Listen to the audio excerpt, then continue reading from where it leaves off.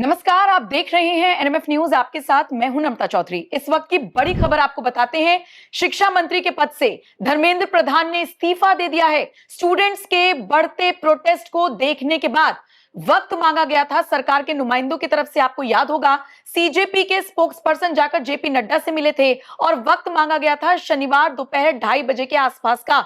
और लीजिए, इस वक्त की बड़ी खबर आपको बता रही है, धर्मेंद्र प्रधान ने इस्तीफा दे दिया है। और जानते हैं, इस्तीफे के साथ उन्होंने एक बड़ा ऐलान भी कर दिया है। एक लंबा चौड़ा पोस्ट उन्होंने अपने सोशल मीडिया प्लेटफॉर्म पर साझा किया है, जिसमें उन्होंने कहा है कि पिछले 10-15 दिनों से जो कुछ भी हो रहा है उससे वो अत्यंत दुखी हैं। धर्मेंद्र प्रधान ने कहा है कि देश की युवा शक्ति को भ्रम के कुचक्र में फंसने नहीं देंगे और यही मेरा संकल्प है। लास्ट में, चूंकि ये बहुत लंबा चौड़ा पोस्ट है, इसीलिए लास्ट में वो लिखते हैं, प्रभु श्री जगन्नाथ जी के आशीर्वाद से मैं भविष्य में भी भारत माता, ओडिशा की जनता और देश के युवाओं की आकांक्षा की पूर्ति के लिए हर संभव रूप में स्वयं को समर्पित रखूंगा। आपका धर्मेंद्र प्रधान। तो ये बड़ी खबर है और इसी पर चर्चा करने के लिए मेरे साथ रोहित सिंह मौजूद है। रोहित जी, हम तो डिस्कस ही कर रहे थे कि सरकार की तरफ से संकेत दिए गए थे कि इस्तीफा तो नहीं होगा। लीजिए, इस्तीफा हो गया। देखिए, सरकार के तरफ से क्या होगा, ये एक स्पेकुलेशन मीडिया के मित्रों के द्वारा किया जा रहा था। प्रधानमंत्री जी आधी रात को आगे आते हैं, 12 बजे रात को देश के नौजवानों से, छात्रों से सीधे अपने मोबाइल के माध्यम से संवाद करते हैं। उसी समय देश के विद्यार्थियों को और नौजवानों को यह एहसास हो गया था कि हमारे अभिभावक, राष्ट्र रक्षक, जननायक नरेंद्र मोदी नौजवानों और छात्रों के साथ हैं। देश को ऐसा प्रधानमंत्री नहीं मिलेगा। नरेंद्र मोदी कोई नहीं हो सकता है। नरेंद्र मोदी भारत महतारी के साथ हैं। नरेंद्र मोदी देश के नौजवानों के साथ हैं। नरेंद्र मोदी देश के छात्रों के साथ हैं और नरेंद्र मोदी 140 करोड़ भारतीयों के संरक्षक हैं, अभिभावक हैं। आज प्रमाणित कर दिया उन्होंने। लेकिन आपको लगता है कि धर्मेंद्र प्रधान का इस्तीफा युवाओं के बीच एक मैसेज ये भी देगा कि वो जिसका इस्तीफा चाहे उसका इस्तीफा ले सकते हैं? देखिए, मैं इस कुचक्र का पार्ट नहीं बनूंगा।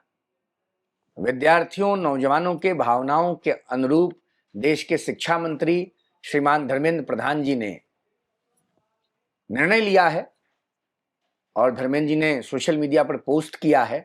वो दुखी थे, स्वाभाविक है। 10 दिनों से जिस प्रकार से उनकी पुत्री को, उनके परिवार के लोगों को विदेशी एजेंसीज के द्वारा देश के विपक्ष के लोगों के प्रोवोकेशन पर अपमानित किया जा रहा था, नौजवानों का आंदोलन बढ़ रहा था, देश की यशस्वी सरकार लगातार संवाद स्थापित करने का प्रयास कर रही थी। इस्तीफा हुआ है और देश के नौजवानों, छात्रों का एक बड़ा आंदोलन था और प्रधानमंत्री जी तो छात्र और नौजवानों के साथ हैं। बिल्कुल, और ये मैसेज देने की कोशिश की गई है छात्रों को भी, जेंजियों को भी। जी, मैसेज नहीं है। प्रधानमंत्री मैसेज की पॉलिटिक्स नहीं करते हैं। प्रधानमंत्री एक करेजियस नेता हैं जिन्होंने भारत महतारी के वैभव को अंतर्राष्ट्रीय पटल पर स्थापित किया है। प्रधानमंत्री जी का अभिनंदन एक नौजवान होने के नाते मैं करता हूं कि आपने नौजवानों और छात्रों के अभिभावक के रूप में जो निर्णय लिया है, सरकार ने जो निर्णय लिया है, पिछले कई वर्षों में वो निर्णय आगे बढ़ रहा है। देश का नौजवान और विद्यार्थी प्रधानमंत्री जी को प्रणाम करता है। प्रधानमंत्री प्रणम्य है। और इसी के साथ ये प्रोटेस्ट खत्म हो जाएगा, ऐसी आपको उम्मीद है? अब क्यों नहीं? अब तो कुछ नहीं बचा। क्यों नहीं होगा? फास्ट ट्रैक कोर्ट का गठन, 10 साल की सजा, 3 महीने में सजा और शिक्षा मंत्री का इस्तीफा।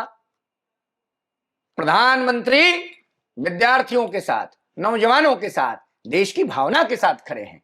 प्रधानमंत्री एक अच्छे अभिभावक हैं। नरेंद्र मोदी कोई नहीं हो सकता है देश में।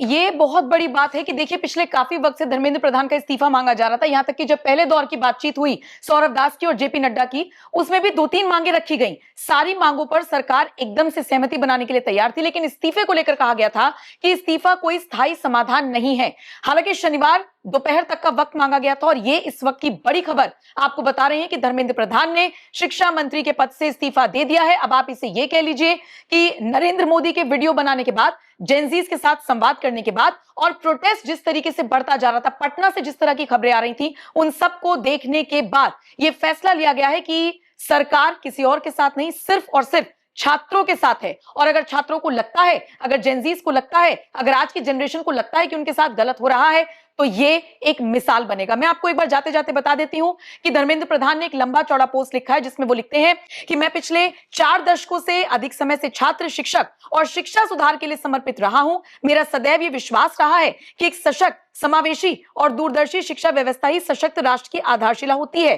फिर वो लिख रहे हैं कि युवाओं की आकांक्षाओं, भावनाओं और जो उनकी अपेक्षाएं हैं, उनका गहरा सम्मान करता हूं। भारत की युवा पीढ़ी के सपनों को साकार करना हम सभी के राजनीतिक एवं सामाजिक जीवन का नैतिक संकल्प रहा है। कुल मिलाकर देखा जाए तो एक लंबे चौड़े पोस्ट के जरिए ये बताने की कोशिश धर्मेंद्र प्रधान की तरफ से की गई है कि वो भी युवाओं के साथ हैं। बाकी जो सारी चीजें हुई, जो फैसले लिए जा रहे हैं, वो अलग, लेकिन इस्तीफे पर अड़े थे स्टूडेंट्स और देखिए इस्तीफा हो गया है। बहुत बहुत शुक्रिया रोहित जी मेरे साथ जुड़ने के लिए। बाकी आपके हवाले ये खबर क्या राय रखते हैं कमेंट सेक्शन में जरूर बताएं और बाकी खबरों के लिए एनएमएफ न्यूज देखते रहिए।